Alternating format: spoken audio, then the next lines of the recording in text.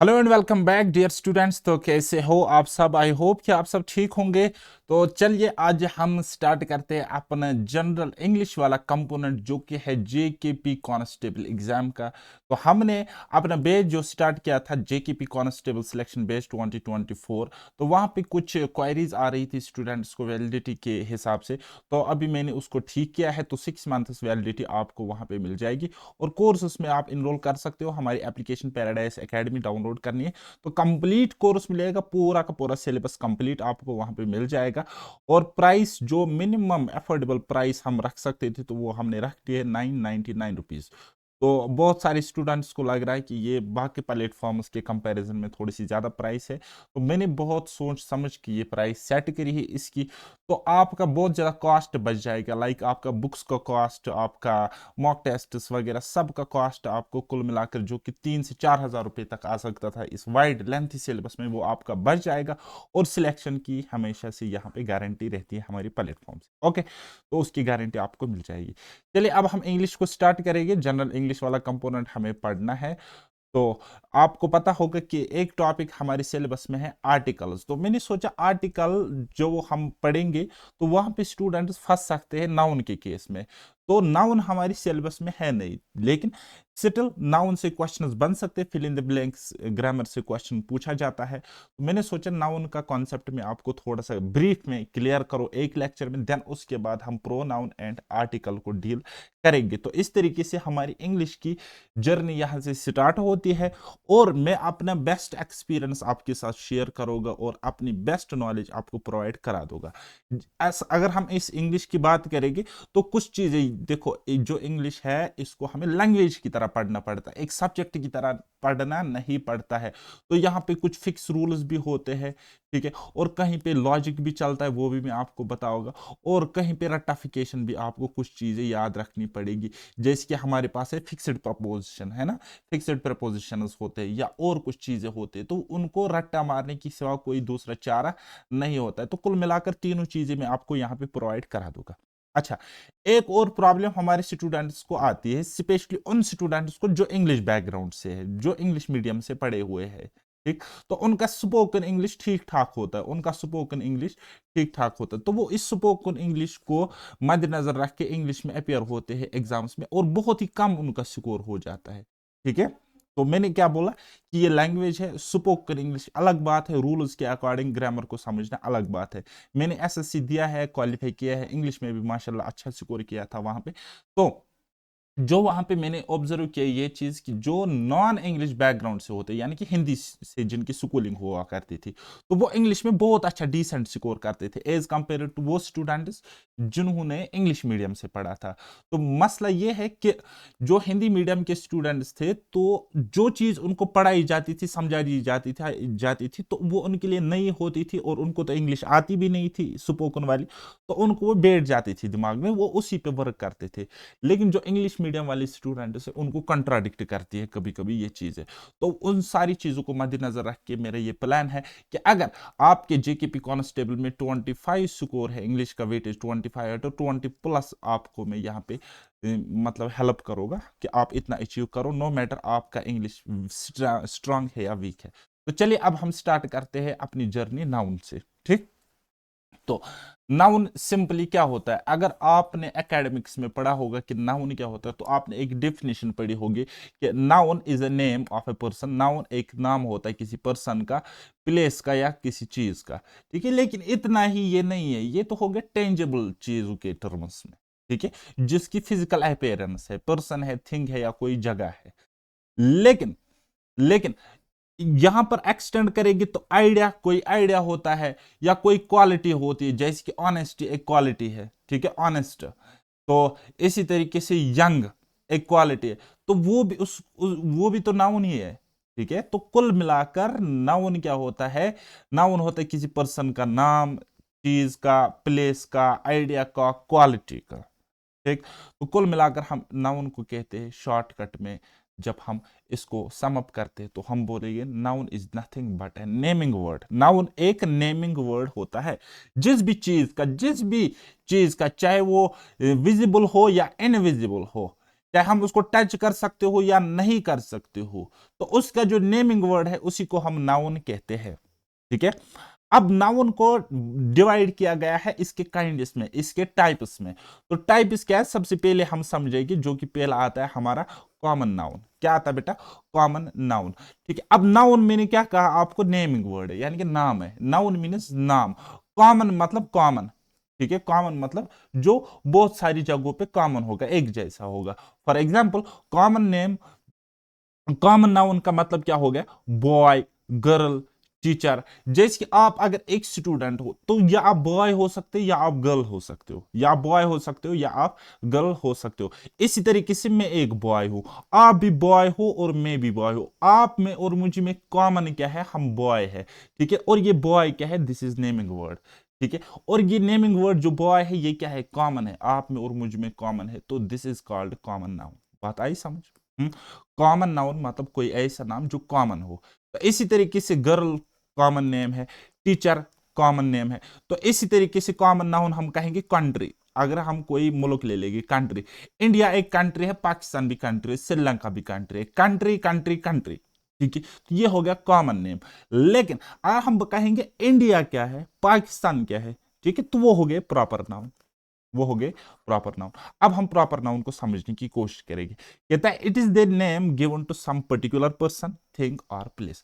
जब हम किसी स्पेसिफिक पर्टिकुलर पर्सन, किसी चीज, किसी जगह को नाम देंगे, पर्टिकुलरली हम बात करेंगे वहां पे, तो उसको हम कहेंगे प्रॉपर नाउन। क्या कहेंगे बेटा, प्रॉपर नाउन। जैसे कि दिल्ली, ठीक है, दिल्ली एक ही है, हम एक दिल्ली, दो दिल्ली, तीन दिल्ली नहीं कर सकते, है ना, दिल्ली एक है। इसी तरीके से सानिया किसी गर्ल का नाम है, इंडिया किसी कंट्री का नाम है, जुपिटर किसी प्लेनेट का नाम है। तो ये हो गए प्रॉपर नाउन। क्या हो गए, प्रॉपर नाउन। ये पर्टिकुलर है, देखो जुपिटर पर्टिकुलर है, कोई दूसरा प्लेनेट आपको नहीं मिलेगा जिसका जुपिटर नाम होगा।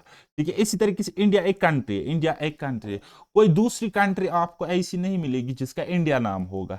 ठीक, तो ये एक ही है, पर्टिकुलर है, तो इसको हम प्रॉपर नाउन कहेंगे। Okay fine. फिर तीसरा हमारा आता है जिसको हम कहते हैं कलेक्टिव नाउन। अब कलेक्टिव मतलब कलेक्शन होता है, कलेक्टिव मतलब कलेक्शन होता है। जब हम बहुत सारे पर्सन्स को, बहुत सारी चीजों को कलेक्ट करते हैं, ठीक है, एक ग्रुप में कलेक्ट करके वन दिखाने की कोशिश करेंगे, as a one unit, as a one group दिखाने की कोशिश करेंगे, और उसमें बहुत सारे होंगे। ठीक है, कलेक्टिव वे में हम उसको रिप्रेजेंट करेंगे, तो उसको हम कहेंगे कलेक्टिव नाउन। फॉर एग्जाम्पल मैं कहूंगा फ्लीट। इसी तरीके से ऑडियंस, ऑडियंस में बहुत सारे लोग होते हैं। इसी तरीके से क्लास, क्लास को हम बोलेंगे एक क्लास, दो क्लास, तीन क्लास, है ना, या फिफ्थ क्लास, सिक्स क्लास, हम बोलेंगे दिस इज द क्लास। ठीक है, और ये क्लास रिप्रेजेंट करता है बहुत सारे स्टूडेंट्स को, इसके अंदर स्टूडेंट्स है, तो ये स्टूडेंट्स जो बहुत सारे, this is the collection of students. इसी तरीके से कमिटी हो सकता है, आर्मी हो सकता है, जूरी हो सकता है, क्राउड हो सकता है, मॉब हो सकता है। ठीक है, this is called collective noun. मुझे उम्मीद है कि आपको क्लियर हो गया। मैं बेसिक से पढ़ा रहा हूं और मैं थोड़ा सा एडवांस लेवल भी आपको इसी लेक्चर में लेके जाऊंगा। देन उसके बाद हमारे पास है चौथा एब्स्ट्रैक्ट नाउन। क्या है, एब्स्ट्रैक्ट नाउन। तो क्या कहता है, it is the name of quality. ये किसी क्वालिटी का नाम हो सकता है, आइडिया का, कॉन्सेप्ट का, या किसी स्टेट का, और स्टेट। ठीक है, ये वो स्टेट नहीं है, ठीक है, आप इसको इंडिया की स्टेट नहीं मान लेना, यूपी जेएंड के वगैरह। ठीक, तो ये क्या है, इनविजिबल चीजें हैं। ठीक है, या सिंपली आप मान लो कि ये क्वालिटीज है। जैसे कि ब्यूटी एक क्वालिटी है, यूथ एक क्वालिटी है, ऑनेस्टी एक क्वालिटी है, डेथ, ठीक है, एक क्वालिटी। विजिबल नहीं है ना, टेंजिबल नहीं है ना कि हम इसको पकड़ सकते हैं, हाथ से पकड़ सकते हैं। ठीक, सो दिस इज कॉल्ड, जब हम ऐसी क्वालिटीज का नाम देंगे तो वो एब्स्ट्रैक्ट नाउन कहलाएगा। इसी तरीके से हमारे पास लास्ट वाला होता है मटेरियल नाउन। क्या होता है, मटेरियल नाउन होता है, मटेरियल नाउन कोई ऐसी चीज जो किसी मटेरियल से बनी होंगी, जिसमें कोई मटेरियल यूज हुआ होगा। जैसे कि गोल्ड, ये एक मटेरियल नाउन है, कोल मटेरियल नाउन है, वीट मटेरियल नाउन है, इसी तरीके से टी मटेरियल नाउन है, इसी तरीके से राइस मटेरियल नाउन है, इसी तरीके से शुगर एक मटेरियल नाउन है। बात आई समझ। जिसमें कोई मटेरियल हमें दिखता है तो उसको हम मटेरियल नाउन कहेंगे। ठीक है, ये हो गया मोटा मोटा टाइप्स ऑफ नाउन, राइट। अब आप इसको बेसिक से समझो, देसी लैंग्वेज में समझो, मैं कोशिश करूंगा ज्यादातर आपको लॉजिकल वे में समझाने की। अब जहां पे कोई रूल होगा याद रखने की वहां पे मैं बताऊंगा, और जहां पे कोई चीज रट्टा या एक्सेप्शन होगी तो वो भी मैं आपको साथ साथ बताऊंगा। मेरी कोशिश रहेगी बिल्कुल सिंपल वे में आपको समझाने की, उर्दू लैंग्वेज में समझाने की, और आपके कॉन्सेप्ट क्लियर करने। चलिए नेक्स्ट। अब जब हमारे पास नाउन होंगे, अब जब हमारे पास नाउन होंगे, कभी कोई सेंटेंस हमें होगा, तो हम उस सेंटेंस में आइडेंटिफाई कैसे करेगी कि कौन सा वर्ड हमें यहां पे नाउन है, कौन सा वर्ड हमें यहां पे नाउन है, तो हम उसको आइडेंटिफाई कैसे करेंगे बताइए।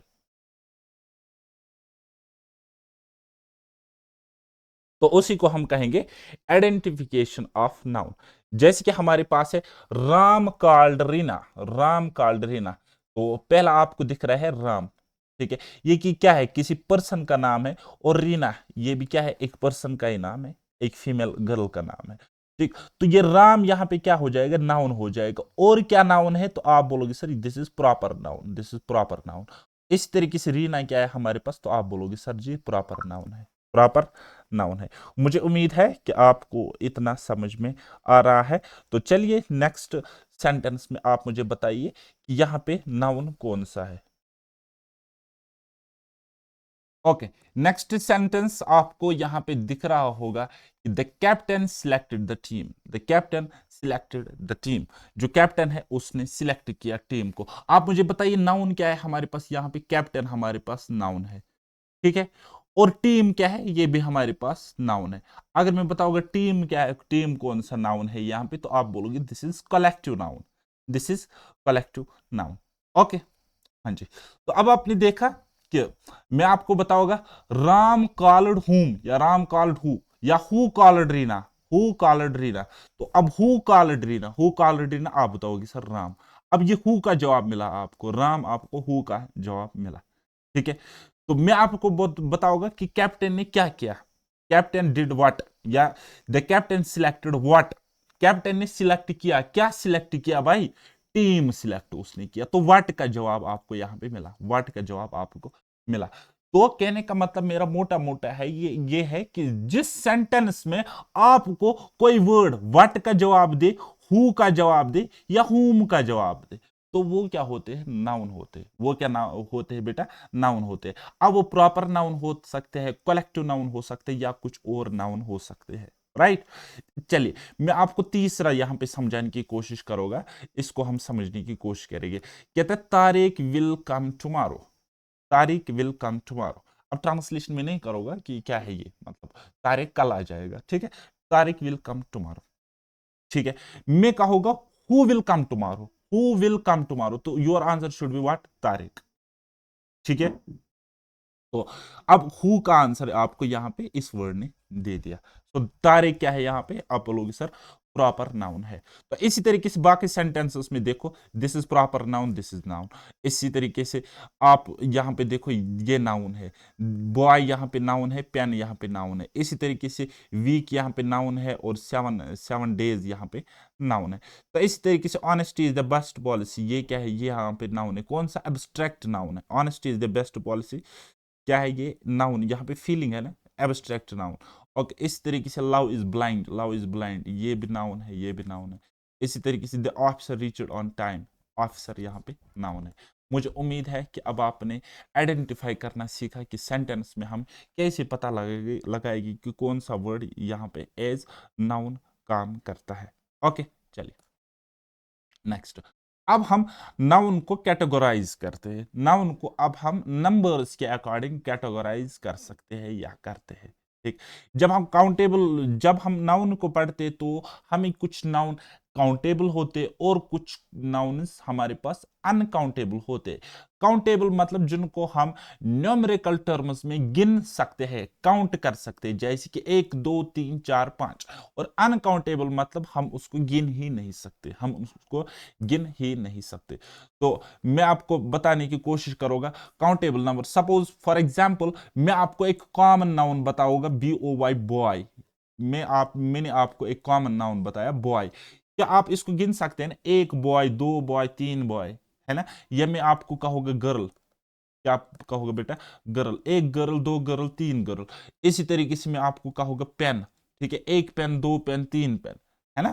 तो आप इसको काउंट कर सकते हैं, आप इसको काउंट कर सकते हैं। तो these are called countable nouns, countable, ठीक है। और अनकाउंटेबल क्या होते हैं, फॉर एग्जाम्पल मैंने बोला शुगर, मैंने क्या बोला, शुगर, जिसको हम चीनी बोलते हैं, चीनी बोलते हैं। तो ये चीनी शुगर है ना।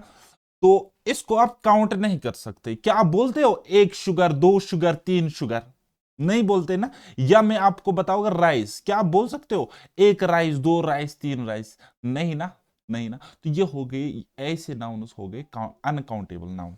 ओके, तो फर्दर हम समझने की कोशिश करेंगे। कहते हैं जो सारे के सारे कॉमन नाउन होते हैं, जो सारे के सारे कॉमन नाउन होते हैं, वो क्या होते हैं बेटा, वो काउंटेबल होते हैं, उनको गिना जा सकता है, ठीक है। और इन जो कॉमन नाउन होते हैं, काउंटेबल होते हैं, इनकी होती है singular form and plural form, singular form and plural form. Singular का मतलब हो गया सिंगल, और प्लूरल मतलब क्या हो गया, more than two, two are more than two, या more than one. For example girl एक कॉमन नाउन है, और ये क्या है, एक गर्ल है ना, तो this is singular, this is singular. तो मैं बताऊंगा इसका प्लूरल फॉर्म क्या आ जाएगा, ज्यादा, एक से ज्यादा, तो उनको हम कहेंगे गर्ल्स, ठीक है, उनको हम कहेंगे गर्ल्स। तो अगर आप यहां पे देखोगे तो मैंने यहां पे ऐड कर लिया, मैंने यहां पे ऐड कर लिया, क्या मैंने ऐड कर लिया, एस, ठीक है, एस। तो ये पहले क्या था, सिंगुलर था, अब ये क्या बन गया, प्लूरल बन गया। कैसे बन गया, प्लस मैंने एस किया, ठीक है, प्लस मैंने एस किया। तो यही मेरे कहने का मतलब है, जो हमारे पास काउंटेबल नाउन होते हैं, जो हमारे पास काउंटेबल नाउन होते हैं, उनको सिंगुलर फॉर्म से प्लूरल फॉर्म बनाने के लिए हमें एस या ई एस ऐड करना पड़ता है, ऐड करना पड़ता है, एस या ई एस। वर्ब के केस में उल्टा है, जो वहां पे सिंगुलर फॉर्म होती है, प्लूरल से सिंगुलर फॉर्म में बनाने के लिए वहां पे एस या ई एस हमने ऐड करना होता है। वो मैं आपको वर्ब वाले लेक्चर में पढ़ाऊंगा। Okay, fine. अब हमारे पास होता है अनकाउंटेबल, अनकाउंटेबल नाउन्स। अनकाउंटेबल मतलब जिनको हम गिन नहीं सकते, काउंट नहीं कर सकते।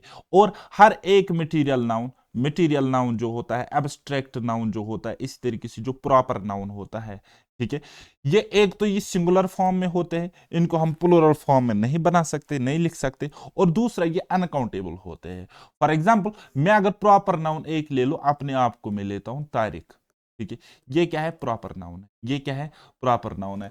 अब मैं ऐसे बता सकता हूं एक तारीख, दो तारीख, तीन तारीख, नहीं ना, ठीक है। So this is proper noun. और इसकी प्लूरल फॉर्म भी नहीं होगा। अगर मैं लिखूंगा इसको एस या ई एस ऐड करके, TARIQS, ठीक है, TARIQS, तो इसका मतलब ये नहीं है ज्यादा तारीख हो गई, ठीक है, एक से ज्यादा तारीख है, ठीक है।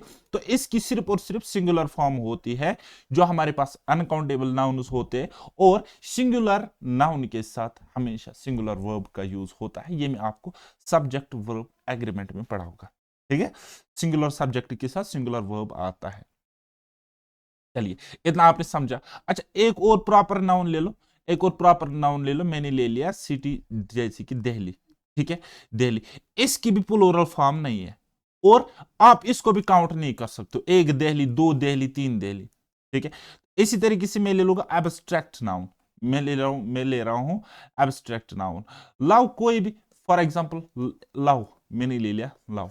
अब ये क्या है, एब्स्ट्रैक्ट नाउन है। इसका मतलब ये नहीं है, अगर मैं लिखूंगा इसकी प्लूरल फॉर्म LOVES, ठीक है, तो ये इसकी प्लूरल फॉर्म नहीं है, ठीक है। ये सिंगुलर फॉर्म है, और इसकी सिंगुलर ही होती है। और हम इसको काउंट भी नहीं कर सकते, एक लव, दो लव, तीन लव, है, समझ गए आप इतना, आप लोग सर, हाँ जी। फिर हमारे पास आता है एक और, जिसको हम कहते हैं कलेक्टिव नाउन। अब हमने देखा, फिलहाल हमारे पास क्या आ गए, चार नाउन आ गए। देखो बेटा, एक हो गया कॉमन नाउन, एक material noun, abstract noun and proper noun. इसमें से ये जो तीन है, ये सिंगुलर फॉर्म में होते हैं, और ये अनकाउंटेबल होते हैं, अनकाउंटेबल होते हैं, ठीक। इसी तरीके से कॉमन नाउन क्या होते हैं, काउंटेबल होते हैं, अनकाउंटेबल नहीं होते। कॉमन नाउन काउंटेबल होते, अनकाउंटेबल नहीं होते। तो बाकी जो नाउन आपको यहां पे दिख रहे हैं, ये अनकाउंटेबल है, काउंटेबल नहीं है। लेकिन जो हमारे पास एक नाउन है कलेक्टिव नाउन, जिसको हम कहते हैं, ये काउंटेबल भी होता है, और अनकाउंटेबल भी यहां पे ये होते हैं, ठीक है। काउंटेबल होते हैं, अनकाउंटेबल होते हैं। जैसे star, sugar, ring, gold, car, rupee, dollar, health, money, hair, Rohan, week, teacher. तो ये अब यहाँ पे कुछ मैंने यहाँ पे दे दिए है आपको, आप इनको आइडेंटिफाई करो कि कौन सा यहाँ पे क्या नाउन है, बताइए। देखो बेटा, अगर मैं बताऊंगा आपको स्टार, स्टार क्या है, आप बोलोगे सर ये काउंटेबल है, स्टार को हम गिन सकते हैं, एक स्टार, दो स्टार, तीन स्टार, काउंटेबल है। और क्या है, ये कॉमन नाउन है, और ये क्या है, कॉमन नाउन है।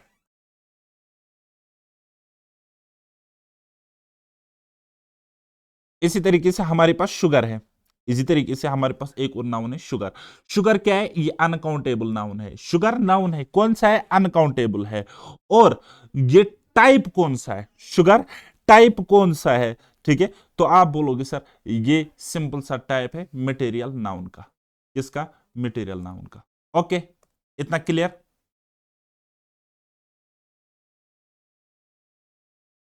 चलिए इसी तरीके से मैं आपको कहूंगा रिंग, रिंग क्या है, तो आप बोलोगे सर कॉमन नाउन है, और टाइप कौन सा आ जाएगा, मटेरियल नाउन, मटेरियल नाउन। इसी तरीके से मैं आपको कहूंगा गोल्ड, गोल्ड क्या है, एक गोल्ड, दो गोल्ड, तीन गोल्ड, क्या हम गिन सकते हैं, नहीं ना, नहीं गिन सकते, तो ये क्या है, अनकाउंटेबल है। और ये कौन सा नाउन है, तो आप बोलोगे sir this is material noun, this is material noun. Car बताइए मुझे, कार, कार क्या है, काउंटेबल है कि अनकाउंटेबल है, आप बोलोगे सर काउंटेबल है, आप बोलोगे सर काउंटेबल है। और कौन सा नाउन है, कॉमन नाउन है, प्रॉपर नाउन है, कौन सा नाउन है, तो आप बोलोगे sir this is common noun. मुझे उम्मीद है कि अब आपको यहां तक ये चीजें समझ में आ रही है, तो आगे अब आप ये खुद इसको लिख लेना, आइडेंटिफाई कर लेना कि कौन सा क्या नाउन है यहाँ पे। ओके, चलिए अब हम करेंगे नाउन की कैटेगराइजेशन जेंडर के बेसिस पे, जेंडर के बेसिस पे। अब जेंडर कहाँ आ गया है, जीन से आ गया। जीन क्या होता है, मेल होता है एंड फीमेल होता है, ठीक है। और मेल जीन रखने वाले जो होते हैं, या जिसको हम मेल की तरह रिप्रेजेंट करते हैं, मेल रिप्रेजेंटिंग या मेल रिप्रेजेंटिंग जो होता है, तो उसको हम कहते हैं, क्या कहते हैं, यहाँ पे मेन रिप्रेजेंटिंग है, मेन, ठीक है, मेन रिप्रेजेंटेटिव, उसको हम कहते हैं मैस्कुलाइन। जैसे कि बॉय, ठीक है, मेल है, मैन मेल होता है, हस्बैंड मेल होता है, फादर मेल होता है, इसको हम कहेंगे मैस्कुलाइन। इसी तरीके से फीमेल रिप्रेजेंटिंग जेंडर को हम फेमिनाइन कहते हैं, ऐसे नाउन उसको फेमिनाइन कहते हैं। जैसे कि गर्ल है, वुमेन है, वाइफ है, मदर है, ठीक है। इसी तरीके से एक न्यूट्रल जेंडर होता है। तो न्यूट्रल जेंडर अब नाउन के केस में किन चीजों का होता है, तो वो होता है ऑब्जेक्ट्स का, वो होता है ऑब्जेक्ट्स का। जैसे कि चेयर है हमारे पास, टेबल है हमारे पास, पेन है हमारे पास, इनका जेंडर क्या होता है, न्यूट्रल होता है। ना हम इसको मैस्कुलाइन कैटेगरी में रखते हैं, ना हम इसको फेमिनाइन कैटेगरी में रखते हैं। अब हमारे पास नेक्स्ट है fourth point, most important point, that is common gender, ठीक है। यहां पे ऐसे नाउन होते हैं जो रिप्रेजेंट करते हैं मैस्कुलाइन को भी, फेमिनाइन को, या हम कहेंगे इसका रिवर्स, मैस्कुलाइन एंड फेमिनाइन उन नाउन को रिप्रेजेंट करता है, दिखाता है। या हम कहेंगे अगर हम इन नाउन को कैटेगराइज करेंगे तो ये दोनों में आ जाएंगे, मैस्कुलाइन में भी, फेमिनाइन में भी। जैसे कि टीचर, टीचर क्या हो सकता है, एक मेल भी फीमेल भी हो सकता है, स्टूडेंट गर्ल बॉय भी हो सकता है ना, रिप्रेजेंटेटिव गर्ल बॉय भी हो सकता है। अब आपको कंप्लीट नोट्स, कंप्लीट बुक आपको मिलेगी मेरी चैनल में, पेड बैच में, तो वहां पे आपको सिंगुलर प्लूरल फॉर्म नाउन की, और इसी तरीके से मैस्कुलाइन फेमिनाइन सब कुछ कंप्लीट मिलेगा। लेकिन हम यहाँ पे वही चीज पढ़ेगी जो मुझे इंपॉर्टेंट लगेगी, ठीक है। चलिए, कॉमन जेंडर, जहां पे आप कभी भी फंस सकते हो एग्जाम में, जहां पे आप कभी कभी एग्जाम में फंस जाते हो कि अब हम किस चीज को यहां पे तरजीह दे। कॉमन जेंडर तो हमें कोई नाउन मिला, ठीक है, फिर हम क्या कहेंगे उसको, ही बोले, शी बोले, इट बोले, क्या बोले, ठीक है। तो बेटा क्या करना है, अगर आपको कोई कॉमन जेंडर मिला है कभी कभी सेंटेंस में, जैसे कि हमारे पास स्टूडेंट है, ये क्या है, कॉमन जेंडर है। इसमें बोथ स्टूडेंट मेल भी हो सकता है, फीमेल भी हो सकता है, मैस्कुलाइन जेंडर भी है, फेमिनाइन जेंडर भी है। तो यहाँ पे हम प्रायोरिटी सेट करते हैं। फर्स्ट प्रायोरिटी हम देते हैं ही, शी, इट, सॉरी, ही को, यानी कि मैस्कुलाइन या मेल, उसको हम फर्स्ट प्रायोरिटी पे रखते हैं, ही, हिज, हिम, ठीक है। अब इसका सब्जेक्टिव एंड ऑब्जेक्टिव केस होता है, वो मैं आपको आगे पढ़ा होगा। तो फिर second priority it, it's, it को हम रखते हैं, और थर्ड प्रायोरिटी पे हम रखते हैं शी, हर, हर, ओके। तो इसमें भी हमें सब्जेक्टिव एंड ऑब्जेक्टिव केसेस देखने होते हैं। इसी तरीके से एक और सेंटेंस मैंने यहां पे लिया है, a teacher must be true to his her its effort. तो कौन सा हम यहां पे ले लेंगे? तो हमने हिज ले लिया, ठीक है। मैस्कुलाइन जेंडर को हम प्रायोरिटी पे रखते हैं। ओके, यहां पे टीचर क्या है? कॉमन जेंडर है। ओके, अब कुछ कॉमन जेंडर होते हैं, कुछ कॉमन जेंडर होते हैं, और यहाँ पे कुछ ऑब्जेक्ट्स, कुछ चीजें, कुछ फीलिंग्स ऐसी होती है ना, कुछ नाउन्स ऐसे होते हैं जिनका फिजिकली कोई जेंडर नहीं होता, लेकिन हम मानते हैं उसको, हम उन चीजों को मानते हैं। तो ये चीज रट्टा मारने की है, इसका कोई दूसरा तरीका नहीं है, ना इसके पीछे कोई लॉजिक है, ना कोई तरीका है, बस आपको याद रखना, रखो, ठीक। अब कॉमन जेंडर में मैस्कुलाइन जेंडर होता है रूड, जो रूड होती है, ठीक है। ये क्या क्वालिटी है? Strength, rigid, tough, cold, hard, है ना। ऐसे वर्ड्स, ऐसे नाउन्स का हम जो जेंडर कंसिडर करते हैं मैस्कुलाइन, ठीक है। इसी तरीके से फेमिनाइन जेंडर हम कहते हैं ब्यूटी, रिप्रोडक्टिव, सॉफ्ट, अट्रैक्टिव। इनका हम फीमेल फेमिनाइन जेंडर मानते हैं। ओके, हमारे इंग्लिश में। चलिए, मैंने यहां पे कुछ एग्जांपल्स लिए हैं, इनको आप मुझे बताइए किसका जेंडर आप क्या रखोगे यहां पे, बताइए। जो हमारे पास सन है, ये हो गया मैस्कुलाइन जेंडर। मून है, ये हो गया एफ, फेमिनाइन। इस तरीके से हमारे पास रिवर है तो फेमिनाइन। इसी तरीके से हमारे पास अर्थ है, फेमिनाइन। इसी तरीके से हमारे पास लाइफ है, फेमिनाइन। इसी तरीके से हमारे पास डेथ है तो मैस्कुलाइन। जो भी आपको यहाँ पे थोड़ा सा हार्श चीज दिख रही है ना, खतरनाक चीज, तो मैस्कुलाइन। जो सॉफ्ट सॉफ्ट सा दिख रहा है तो फेमिनाइन। इस तरीके से याद रखो। स्टॉर्म, तूफान, मैस्कुलाइन। सनलाइट, सनलाइट में गर्मी होती है ना, सनलाइट में गर्मी होती है, गर्मी मतलब खराब चीज, मैस्कुलाइन। मूनलाइट, इसमें ठंडक होती है, सुकून होता है, feminine. Okay, spring, spring, feminine. यहां पे आप देखो जो जो अच्छी अच्छी चीज है फेमिनाइन जेंडर वाली। चलिए, अब ये लॉजिक नहीं है, ये मैं जस्ट मजाक में कह रहा हूं। चलिए, अब हमारे पास जब हम नाउन पढ़ते, नाउन स्टडी करते, तो कुछ केसेस भी बनते हैं, ठीक है। जैसे कि हमारे पास होता है subjective case, objective case, vocative case and possessive case. Subjective case समझने की कोशिश करेंगे, सब्जेक्टिव केस क्या होता है, ठीक है। जिस सेंटेंस में कोई नाउन को हम यूज करेंगे as a subject, as a subject, तो उसको हम कहेंगे सब्जेक्टिव केस। क्या कहेंगे बेटा? सब्जेक्टिव केस, या हम कहेंगे नॉमिनेटिव केस। क्या बोला मैंने? नाउन को हम यूज करेंगे किसी सेंटेंस में एज अ सब्जेक्ट, तो उसी को हम सब्जेक्टिव केस कहेंगे या नॉमिनेटिव केस कहेंगे। इसी तरीके से सेकंड होता है हमारे पास ऑब्जेक्टिव केस या एक्वसिटिव केस, एक्वसेटिव केस। तो जहां पे एक नाउन को हम यूज करेंगे एज ऑब्जेक्ट, किसी सेंटेंस में एज एन ऑब्जेक्ट हम नाउन को यूज करेंगे, इस्तेमाल करेंगे, तो वो होता है ऑब्जेक्टिव केस। अब एग्जांपल के थ्रू समझने की कोशिश करेंगे। जैसे कि मैंने यहां पे लिखा है Tariq answered the questions, Tariq answered the questions, ठीक है। अब ये क्या है? नाउन है। ये क्या है? वर्ब है। ये क्या है? नाउन है, ठीक है। अब ये तारिक क्या है? ये तो नाउन है, तारिक नाउन है, लेकिन क्या है? एज अ सब्जेक्ट यूज हुआ इस सेंटेंस में, एज अ सब्जेक्ट यहां पे यूज हुआ है सेंटेंस, ठीक है। ये डूअर है ना, इस सेंटेंस में डूअर है, ठीक है। काम करने वाला है, कौन सा? तारिक, ठीक है। ये नाउन है, और कौन सा नाउन है? Subjective case. ओके, इसी तरीके से क्वेश्चंस, क्वेश्चन या क्वेश्चंस, ये भी नाउन है, और इस पर काम होता है, ठीक है। इस पे एक्शन होता है, इस पे एक्शन होता है। तारिक एक्शन करता है किस पे? इस पे। अब जिस पे एक्शन कर होता है उसको हम ऑब्जेक्ट कहते हैं, ठीक है।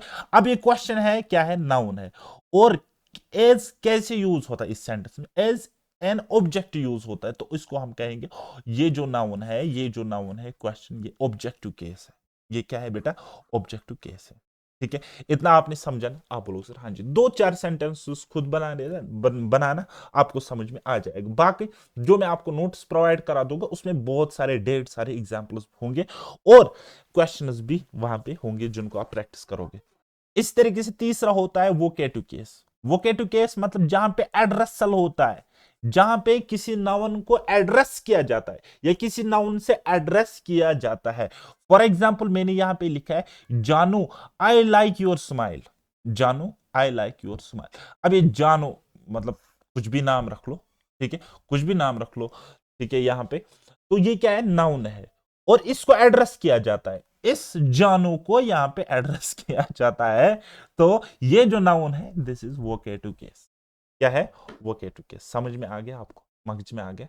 जरा आप मुझे कमेंट सेक्शन में ऐसा ही कोई दूसरा सेंटेंस बनाने की दे देना जहां पे नाउन एक वोकेटिव केस होगा, वोकेटिव केस होगा। देन चौथा हमारे पास होता है जिसको हम कहते हैं पोजेसिव केस। पोजेसिव केस या जेनिटिव केस। पोजेसिव केस मतलब पोजीशन, पोजीशन मतलब इख्तियार, ठीक है, पोजीशन मतलब इख्तियार। इसी तरीके से जेनेटिव केस में भी पोजेसिव केस और जेनेटिव केस लगभग लगभग सेम सेम होता है। और यहां पे क्या दिया जाता है, यहां पे दिखाई जाती है नाउन के द्वारा ऑनरशिप या रिलेशन, या रिलेशन। अब बताओगे सर हमें कुछ समझ में नहीं आया, समझते हैं एग्जाम्पल के थ्रू, ठीक है। देखो, अब पोजीशन होता है लिविंग के केस में या नॉन लिविंग के केस में, लिविंग के केस में या नॉन लिविंग के केस में। अगर आपको किसी नाउन का पोजीशन दिखाना है किसी दूसरे नाउन पर, ठीक है, उसको हम कहेंगे पॉजिटिव केस। और वो नाउन खुद क्या है, लिविंग है, नाउन खुद क्या है, लिविंग है। तो उस नाउन के साथ हम जोड़ते हैं ये एपस्ट्रॉफ एस, एपस्ट्रॉफ एस, तो यही हमें पोजीशन शो करता है, ये हमें पोजीशन शो करता है। फॉर एग्जाम्पल, मेरा नाम क्या है, मेरा नाम तारिक है, मेरा नाम तारिक है, तो ये क्या है, प्रॉपर नाउन, ठीक है। तो मुझे पोजीशन शो करना है दूसरे नाउन पर, और वो वहां पे क्या है, कार है, वो वहां पे कार है। अब ये नाउन पोजीशन शो करेगा इस कार पर, इख्तियार जाहिर करेगा, ठीक है। तो कैसे, सिंपली मुझे यहां पे एफ स्ट्रॉफ एस यूज करना है। अब ये तारिक क्या है, लिविंग है, ये नाउन क्या है, लिविंग है, लिविंग के साथ एब्स्ट्रॉफ एस यूज करोगे और ये पोजीशन शो करेगा तो किसी दूसरे नाउन पर, ठीक है।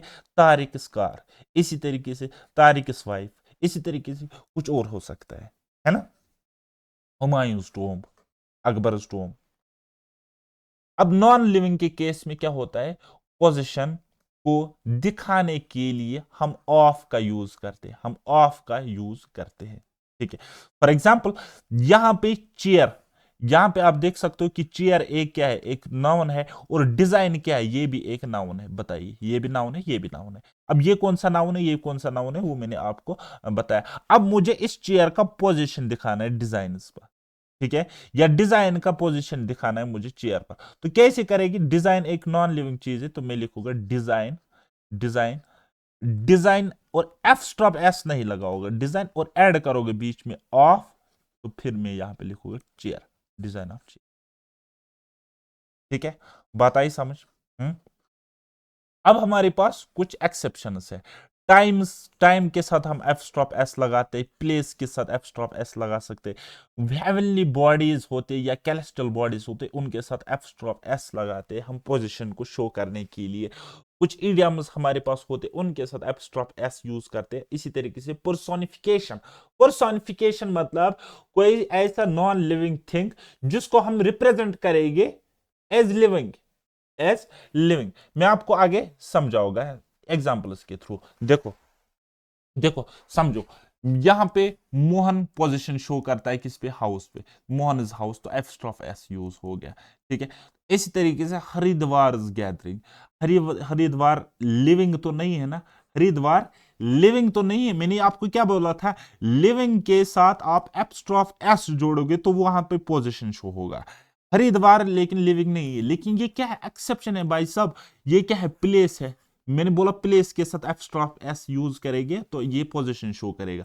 तो Haridwar gathering, Nepalese army, at loggerheads, ये क्या है बेटा, at loggerheads, this is idiom, this is idiom, तो ये भी ठीक है।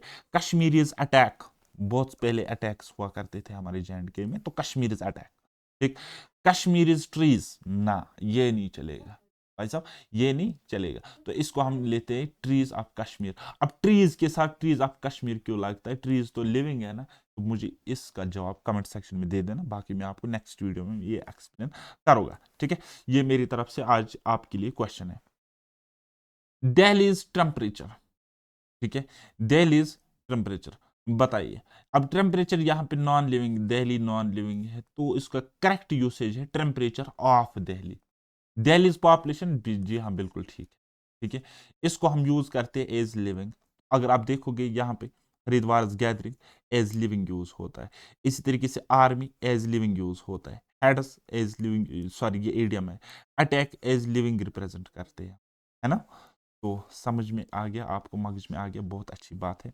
अच्छा, और एक केस हम समझने की कोशिश करेंगे, इट्स और ये इट्स, ठीक है, ये दो इट्स है, एक हो गया हमारे पास आई टी एस एक साथ लिखेंगे, और दूसरा हमारे पास है आई टी और एप्स्ट्रॉफ एस, इस तरीके से, ठीक है। इस इट्स का मतलब हो गया, इस इट्स का मतलब हो गया पोजिशन, इस इट्स का मतलब क्या हो गया, पोजीशन शो करता है। और ये जो आई टी एप्स्ट्रॉफ एस आपको दिख रहा है, इसका मतलब हो गया कंट्रैक्शन या एक्सपेंशन, ठीक है। इस आई टी, ये जो आपको दिख रहा है आई टी एप्स्ट्रॉफ एस, इसका मतलब हो गया it is, it was, it has, ठीक है ना। समझ में आ रहा है, कुछ मगज में आ रहा है कि नहीं, बताइए। जैसे कि एग्जाम्पल के थ्रू समझने की कोशिश करेगी, कहता है the book is famous for it's theme, ठीक है। बुक फेमस है किस चीज के लिए, इसकी थीम के लिए, इसकी, इसकी, या मैं बोलता हूं उसका, इसका, तारे का, ये क्या है, पोजिशन, पॉजिटिव वर्ड्स है ना। तो इट्स यहां पे पोजिशन शो हो रहा है, the book is famous for its, इसका थीम के लिए, ठीक। Second, it is my duty, ये आई टी और एप्स्ट्रॉप एस है, it is my duty to teach you, क्या आपको यहां पे लग रहा है कहीं पे कुछ पोजिशन है, नहीं ना। इट इज कहता है ये है, मेरी ड्यूटी है कि मैं आपको टीच करूंगा, कि मैं आपको टीच करूं, राइट। चलिए, अब कुछ एग्जाम्पल्स है, कुछ क्वेश्चन है, मुझे आप बताइए इनको सॉल्व करके। कहता है the students of this class is are intelligent, ठीक है। बताइए क्या लगेगा, इज लगेगा कि आर लगेगा, इज लगेगा कि आर लगेगा यहाँ पे, ठीक। तो अब ऐसे क्वेश्चन हम लॉजिक के थ्रू भी कर सकते हैं और ग्रामेटिकल रूल्स के थ्रू भी कर सकते हैं, सॉल्व कर सकते हैं, ये कोई मसला ही नहीं है, प्रोवाइडेड कि आपको क्लियरिटी है और कॉन्फिडेंस है खुद पे कि जो मैंने पढ़ा है ठीक ठाक पढ़ा है और सही से पढ़ा है। बताइए, the students of this class is are intelligent, क्या लगेगा, मैं कहूंगा आंख बंद करके आर लगेगा, ठीक है। ये स्टूडेंट क्या है, यहां पे आप बोलो सर नाउन है, ठीक है, ये क्या है, नाउन है। तो ऑफ दिस क्लास, ये ऑफ क्या है, प्रीपोजिशन है, और ये क्लास क्या है, प्रीपोजिशन का ऑब्जेक्ट है, ठीक है। और ये इज और आर क्या है, वर्ब है। तो मैंने आपको क्या बताया था, सब्जेक्ट वर्ब एग्रीमेंट में मैंने पढ़ा बताया था कि प्लूरल सब्जेक्ट के लिए प्लूरल वर्ब यूज होगा और सिंगुलर सब्जेक्ट के लिए सिंगुलर वर्ब यूज होएगा सेंटेंस में। अब यहाँ पे ये स्टूडेंट है, तो वर्ब तो इस सब्जेक्ट के लिए, यही तो एज ए सब्जेक्ट यहाँ पे यूज हो रहा है, स्टूडेंट्स एज ए सब्जेक्ट काम कर रहा है, स्टूडेंट्स क्या है, नाउन है और यही सब्जेक्ट है, और ये स्टूडेंट्स क्या है, प्लूरल है, तो वर्ब भी क्या लग जाएगा, प्लूरल।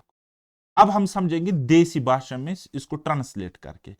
अब ये किन की बात कर रहा है, स्टूडेंट्स की बात कर रहा है कि क्लास की बात कर रहा है, ठीक है। यहाँ पे नाउन हमें स्टूडेंट दिख रहा है, क्लास दिख रहा है, ठीक है, क्लास दिख रहा है।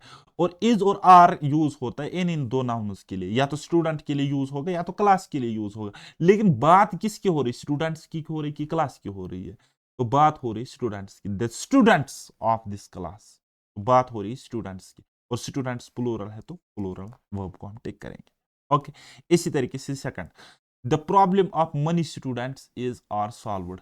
अब यहाँ पे प्रॉब्लम भी नाउन है और स्टूडेंट्स भी नाउन है, ठीक है, स्टूडेंट्स भी नाउन। अब पहले जाएंगे हम ग्रामेटिकल केस में, ठीक है। प्रॉब्लम यहां पे यूज होता है एज ए सब्जेक्ट, और हम बोलेंगे स्टूडेंट एज ऑब्जेक्ट होता है, किसका यूज, ऑफ का, इस प्रोपोजिशन का ऑब्जेक्ट, ठीक है, इस प्रोपोजिशन का ऑब्जेक्ट।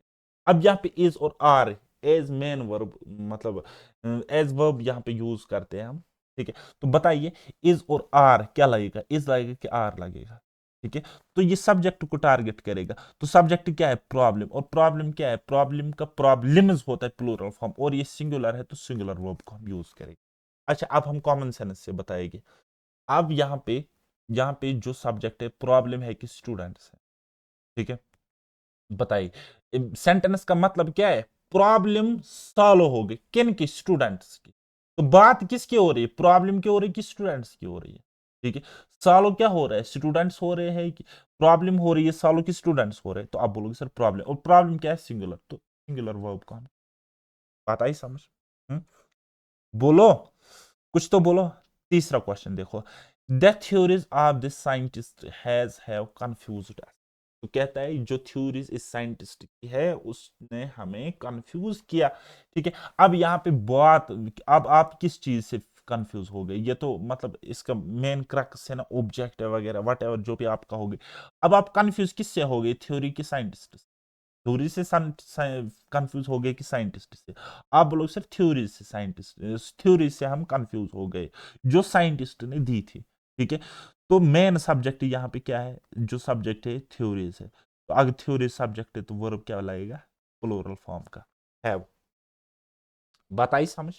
इसी तरीके से pages after pages is are read, बताइए।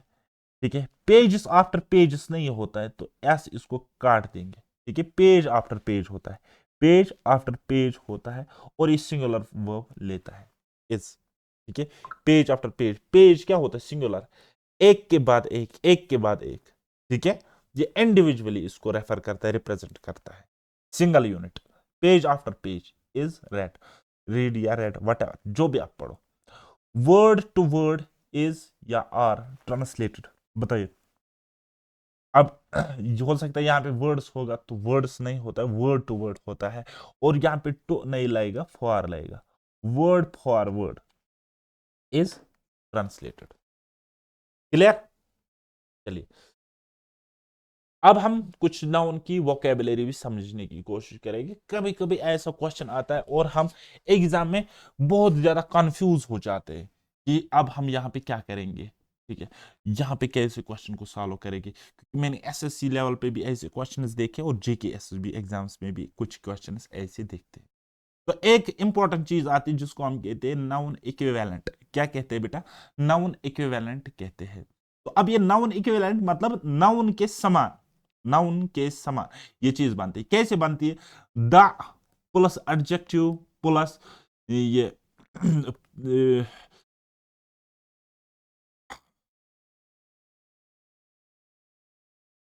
एक मिनट, हाँ, तो क्या, the plus adjective plus plural helping verb, plural helping verb, ये तीनों मिलाकर आपको एक एक सेंटेंस जैसा दिखता है। लेकिन ये क्या होता है, ये सेंटेंस क्या होता है, रिप्रेजेंट करता है किसी कम्युनिटी को, रिप्रेजेंट करता है एक कम्युनिटी। ठीक है, जैसे कि फॉर एग्जाम्पल मैं आपको बताऊंगा, यहाँ पे इतना देख लो आप।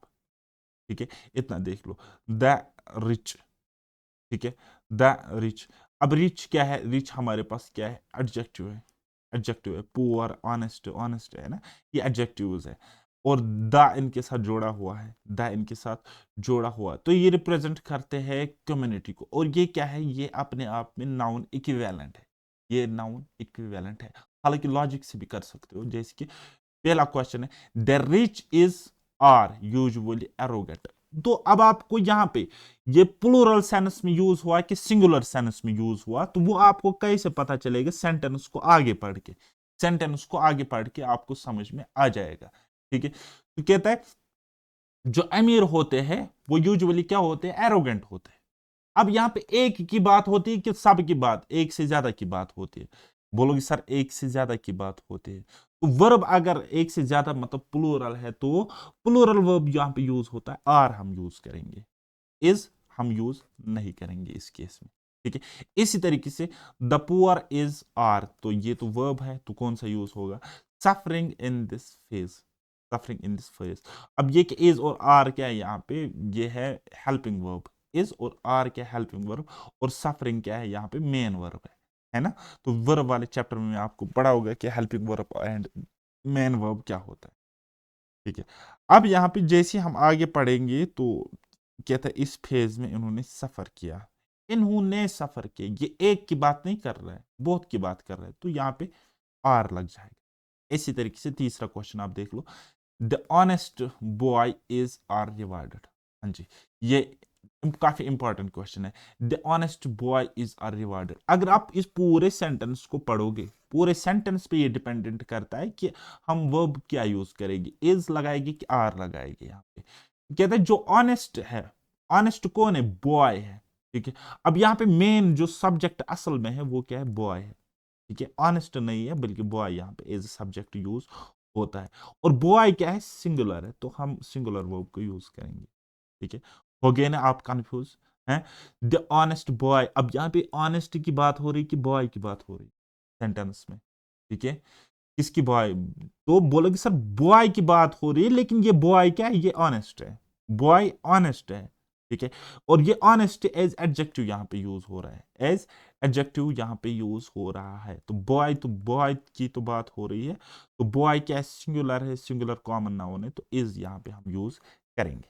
ओके, चलिए इसी तरीके से फोर्थ वाला देखो, the honest is are respected by all.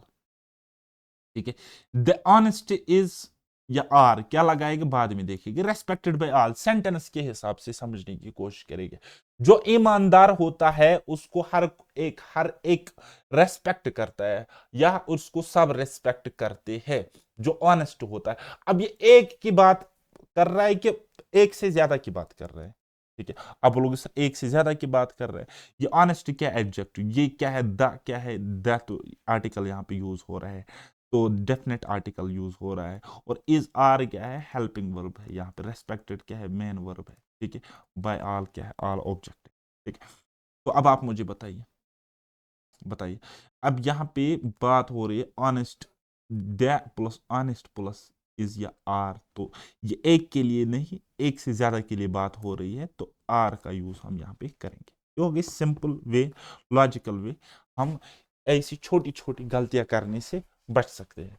चलिए अब एक और इंपॉर्टेंट कॉन्सेप्ट सीखते हैं, एक इंपॉर्टेंट टर्म सीखते हैं जिसको हम कहते हैं सुपरफ्लुअस। सुपरफ्लुअस, अब सुपरफ्लुअस मतलब क्या होता है कि जब हम यूज करेंगे मोर देन रिक्वायर्ड वर्ड्स। ठीक है, जितनी रिक्वायरमेंट है किसी सेंटेंस में किसी वर्ड की, ठीक है, उससे ज्यादा वर्ड हम यूज करेंगे।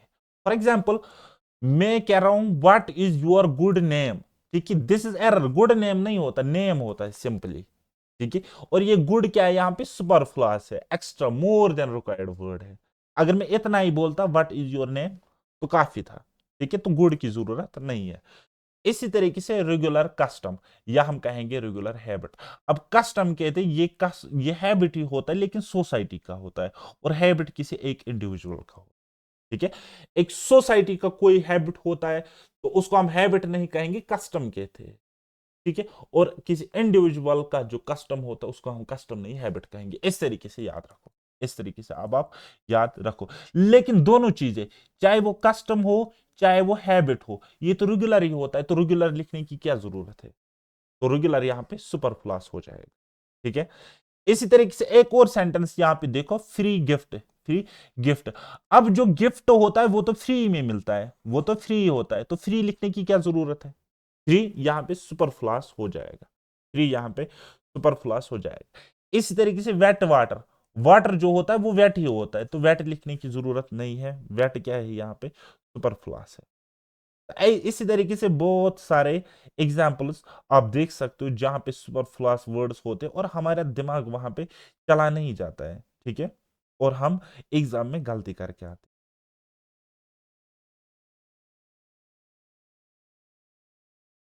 कुछ और वर्ड्स बताइए सुपरफ्लुअस जैसे, जैसे कि मैं बताऊंगा सम टोटल, सम टोटल, और टोटल का मतलब सम ही होता है, तो ये सुपरफ्लुअस हो जाएगा। ओके, चलिए नेक्स्ट जाते हैं अब हम। तो नेक्स्ट अब हम अपने नेक्स्ट लेक्चर में या तो प्रोनाउन पढ़ेगी या फिर आर्टिकल्स पढ़ेगी। तो तब तक के लिए आप इस टॉपिक को रिवाइज करना, और कंप्लीट पीडीएफ आपको पेड बैच में मिल जाएगी नाउन चैप्टर की, जहां पे आप प्लूरल फॉर्म सिंगुलर फॉर्म सीखोगे। जैसे कि आपको पता होगा फिश, फिश की प्लूरल फॉर्म फिश ही होती है, हालांकि फिशेस भी वर्ड है, लेकिन वो अलग अलग टाइप ऑफ फिशेस के लिए यूज किया जाता है, लेकिन प्लूरल फॉर्म फिश का फिश ही होता है। इसी तरीके से शीप का शीप ही होता है, कैटल का कैटल ही होता है, कैटल्स नहीं होता है। तो ये चीजें आपको पता होनी चाहिए, एग्जामिनेशन परस्पेक्टिव से थोड़ी सी इंपॉर्टेंट है। तो तब तक के लिए अब मुझे दीजिए इजाजत, बाय बाय, टेक केयर, अल्लाह हाफिज, और मेहनत करते रहिए।